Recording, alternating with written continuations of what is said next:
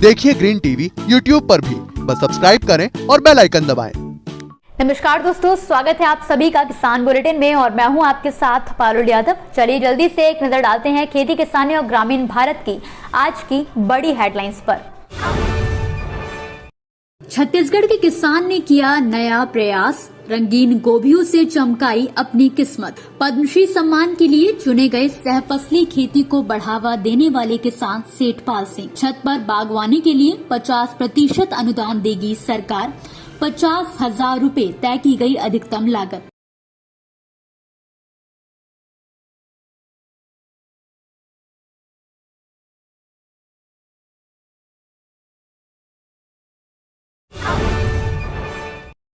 काम चाहे कैसा भी हो या फिर कोई भी हो, अगर समय समय पर उसमें कुछ नया प्रयोग ना किया जाए तो अक्सर हर कोई फायदे से मार खा जाता है।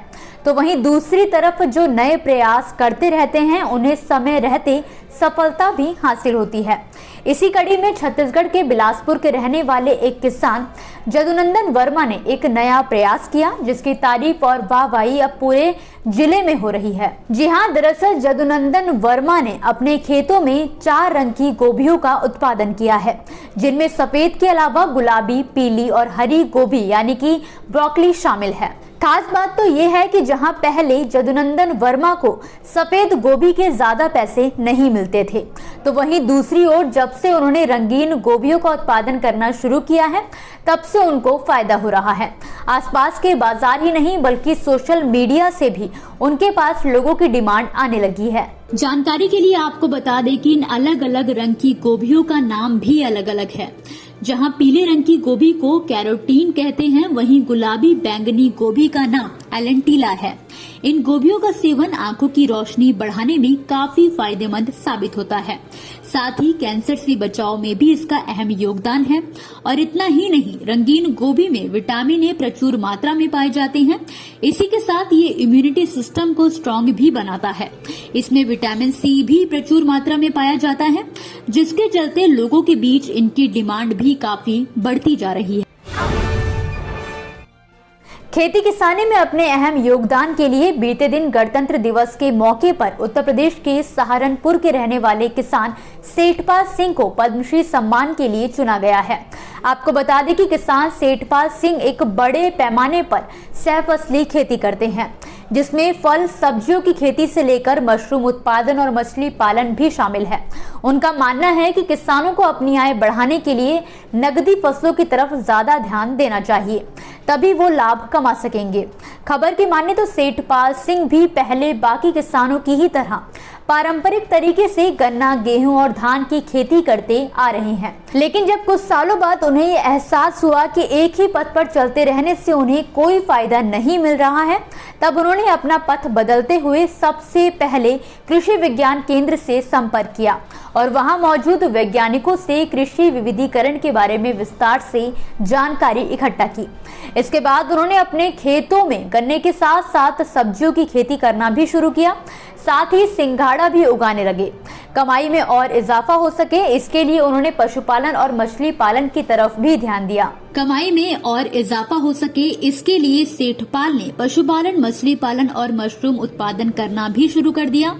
बस फिर क्या था, धीरे धीरे सेठपाल की आमदनी के साथ साथ प्रसिद्धि में भी इजाफा होता चला गया। जानकारी के लिए बता दें कि बीएससी एग्रीकल्चर सेठपाल सिंह खेती के क्षेत्र में कई तरह के प्रयोग कर एक साथ कई फसलें उगाते हैं। उन्होंने फसलों के ज्यादा उत्पादन के लिए कई पुरस्कार भी हासिल किए हैं, जिसके चलते ही उनका चयन पद्मश्री जैसे पुरस्कार के लिए भी किया गया। कृषि को बढ़ावा देने के लिए बिहार सरकार लगातार प्रयास करने में लगी हुई है। इसी कड़ी में न सिर्फ ग्रामीण किसानों को बल्कि शहरी लोगों को भी सरकार द्वारा खेती करने के लिए लगातार प्रोत्साहित किया जा रहा है। आपको बता दें कि इसके लिए बिहार सरकार ने छत पर बागवानी योजना की शुरुआत की है। योजना के तहत छत पर बागवानी के लिए लागत पर 50% की सब्सिडी लाभार्थी व्यक्तियों को सरकार की ओर से दी जाएगी। खबर के मुताबिक इसके तहत फिलहाल राज्य के 4 जिलों को शामिल किया गया है, जिनमें पटना, गया, भागलपुर और मुजफ्फरपुर का नाम शामिल है। खास बात तो ये है कि योजना के तहत सब्जियों और फलों का उत्पादन करने वाले लाभार्थियों को विभिन्न तरह की सामग्री भी दी जाएंगी। इसमें farming system, organic kit, fruit bag, hand sprayer, drip system आदि जैसी सामग्री शामिल है। योजना का लाभ पाने के लिए लाभार्थी के मकान की छत पर 300 वर्ग मीटर का खुला हुआ स्थान होना जरूरी है। एक आवेदक निजी आवास के लिए अधिकतम 2 इकाई और शिक्षण संस्थान या फिर अपार्टमेंट के लिए अधिकतम 5 इकाई के लिए ही योजना का लाभ ले सकता है। छत पर बागवानी योजना के तहत लागत का 50% अनुदान दिया जाएगा। सरकार ने अधिकतम 50,000 रूपए की लागत तय की है। इस पर सरकार लाभार्थी को 25,000 रूपए की सब्सिडी देगी। योजना का लाभ पाने के लिए इच्छुक किसान उद्यान निदेशालय के horticulture.bihar.gov.in के डैशबोर्ड पर जाकर रूफटॉप गार्डनिंग लिंक पर ऑनलाइन आवेदन कर सकते हैं। तो दोस्तों, ये थी वो खबरें जिन्हें हमने आप तक विस्तार से पहुंचाया। लेकिन अब बात करेंगे कृषि क्षेत्र से जुड़ी कुछ ऐसी खबरों की जिनके बारे में भी आपके पास जानकारी होना बहुत जरूरी है। तो चलिए जल्दी से एक नजर डालते हैं खेती किसानी और ग्रामीण भारत की छोटी बड़ी अपडेट्स पर। हरियाणा के मुख्यमंत्री मनोहर लाल ने हाल ही में एक बयान जारी करते हुए कहा है कि राज्य सरकार कृषि व्यवस्था में सुधार करने और किसानों की आमदनी दोगुनी करने के लिए हर संभव कोशिश कर रही है।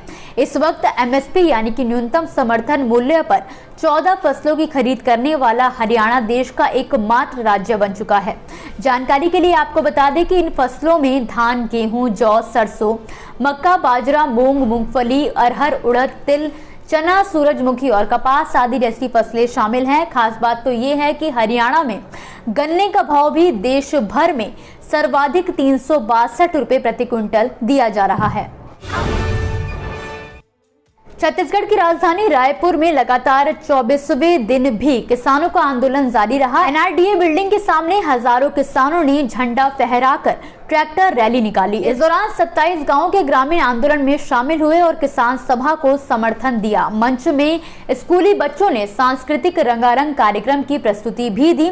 दरअसल नवा रायपुर के विकास की खातिर जमीन का अधिग्रहण किया गया है। किसानों का आरोप है कि कई साल गुजर जाने के बाद भी पूर्णवास पैकेज का लाभ और मुआवजा नहीं दिया गया। इसके चलते नाराज किसानों ने 3 जनवरी से कयाबांधा के आम बगीचा में आंदोलन शुरू किया है। 27 गांवों के किसान एनआरडीए भवन के ठीक सामने टेंट लगाकर धरना पर बैठे हुए हैं।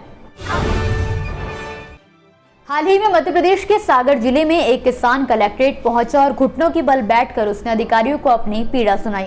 इतना ही नहीं, किसान ने चेतावनी दी है कि अगर 1 हफ्ते के अंदर उसे उसकी मृत गाय का मुआवजा नहीं दिया गया तो वो आत्मदाह कर लेगा। दरअसल हुआ यूं कि किसान संदीप ठाकुर की गाय 4 जून 2020 को करंट की चपेट में आने से मर गई थी, जिसके बाद करीब 2 साल पहले ही कलेक्टर ने किसान को मुआवजा राशि देने के निर्देश जारी किए थे, लेकिन अब तक किसान को मुआवजा राशि नहीं मिली है। बिजली कंपनी के कार्यालयों के चक्कर लगाकर किसान परेशान हो गया है। किसान संदीप ने चेतावनी दी है कि अगर 1 हफ्ते में उसे गाय की मौत का मुआवजा नहीं दिलाया गया तो वो कलेक्टर कार्यालय में आकर खुदकुशी कर लेगा। इसी के साथ आज के किसान बुलेटिन की बड़ी खबरों में फिलहाल के लिए बस इतना ही। आप मुझे दीजिए इजाजत, कल फिर हाजिर होंगे कुछ नई और बड़ी खबरों के साथ। तब तक के लिए आप देखते रहिए ग्रीन टीवी। नमस्कार। देखिए ग्रीन टीवी YouTube पर भी, बस सब्सक्राइब करें और बेल आइकन दबाएं।